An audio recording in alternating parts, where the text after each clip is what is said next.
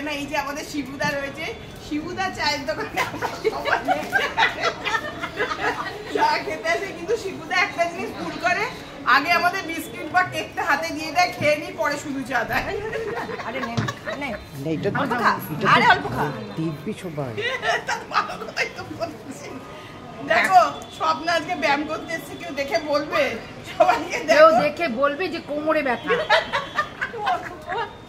তারপরে দেখো কত খাচ্ছে, কেক খেলে। দেখো আমরা এখন কেক খেয়েছি, বাবুজি কেক খেয়েছি, সাথে চিড়ে ভাজা, আর এই যে সন্ধ্যা চিড়ে ভাজা খেয়েছে, আর কেকটা ব্যাগে নিয়ে নিয়েছে। কি দেখো দেখো দেখো দেখো দেখো দেখো দেখো দেখো দেখো, আমরা খেলাম আর ও ব্যাগে নিয়ে চলে যাচ্ছে বাড়িতে। বাড়িতে দিয়ে এসেছিস।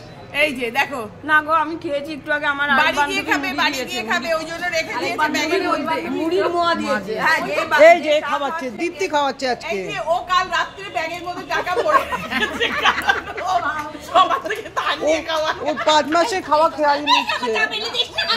5 মাসে খায়। এ মা